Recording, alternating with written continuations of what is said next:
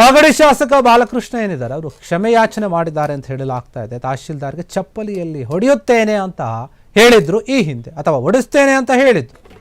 ಆ ಮಾತಿಗೆ ಸಂಬಂಧಪಟ್ಟ ಹಾಗೆ ಈಗ ಕ್ಷಮೆಯಾಚನೆಯನ್ನು ಮಾಡಿದ್ದಾರೆ.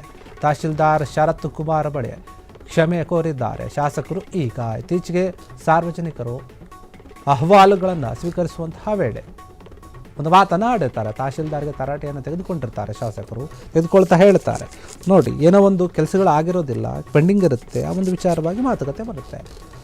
ಕೆಲಸ ಮಾಡದಿದ್ದರೆ ಜನರಿಂದ ಚಪ್ಪಲಿಯಲ್ಲಿ ಹೊಡಿಸ್ತೀನಿ ಅಂತ ಹೇಳಿ ಶಾಸಕರು ಹೇಳಿದರು.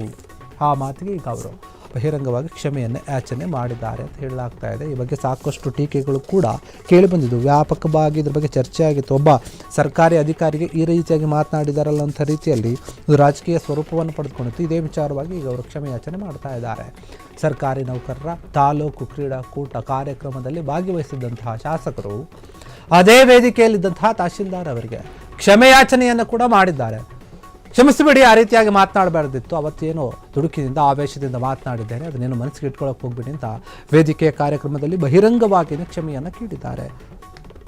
ಜನರ ಕೆಲಸ ಮಾಡುತ್ತಾರೆ ಅಂದರೆ ಜನರ ಕೆಲಸವನ್ನು ಮಾಡ್ತಾರೆ ಅಂತ ಹೇಳಿ ₹1 ಕೂಡ ಆಕ್ಷೇಪಿಸಿದೆ.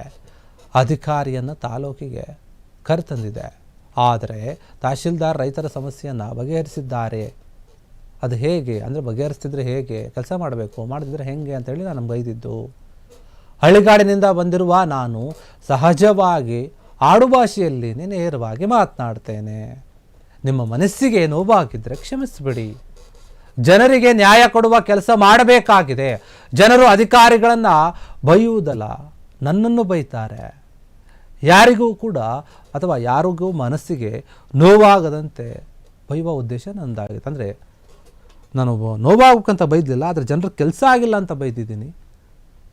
ಹೀಗಾಗಿ ನಿಮ್ಮ ಮನಸ್ಸಿಗೆ ನಿಜವಾಗ್ಲೂ ನೋವಾಗಿದ್ದರೆ ನನ್ನ ಕ್ಷಮಿಸಿಬಿಡಿ.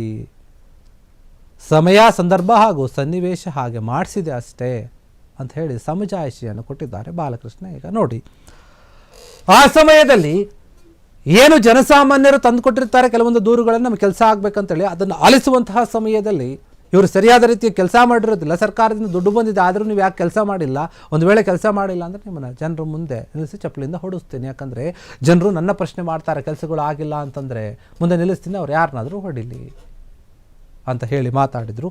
ಆಮೇಲೆ ವೇದಿಕೆ ಕಾರ್ಯಕ್ರಮದಲ್ಲಿ ನಿಂತ್ಕೊಂಡು, ನೋಡಿ ತಹಶೀಲ್ದಾರ್ ಅವರೇ, ಏನೋ ಆ ಸಮಯ, ಸಂದರ್ಭ, ಸನ್ನಿವೇಶ ಹಂಗಿತ್ತು, ಅದಕ್ಕೋಸ್ಕರ ಮಾತನಾಡಿದೆ. ಯಾಕಂದರೆ ನಾನು ಸಾಮಾನ್ಯವಾಗಿ ಹಳ್ಳಿಗಾಡಿಂದ ಬಂದಂತಹ ಜನ, ನಾವು ಆಡು ಭಾಷೆಯಲ್ಲೇ ಮಾತನಾಡ್ತೀವಿ, ಅದು ನಮಗೆ ರೂಢಿ ಆಗಿಬಿಟ್ಟಿದೆ. ಒಂದು ವೇಳೆ ಅದರಿಂದ ನಿಮಗೇನಾದರೂ ಮನಸ್ಸಿಗೆ ನೋವಾಗಿದ್ದರೆ ದಯವಿಟ್ಟು ಕ್ಷಮೆ ಇರಲಿ. ನಮಗೆ ಜನರ ಕೆಲಸವನ್ನು ಮಾಡೋದು ಮುಖ್ಯ. ಯಾಕಂದರೆ ಏನಾದರೂ ಕೆಲಸ ಆಗಿಲ್ಲ ಅಂದರೆ ಅಧಿಕಾರಿಗಳೇ ಬೈಯಲ್ಲ, ಜನ ನನಗೆ ಬೈತಾರೆ.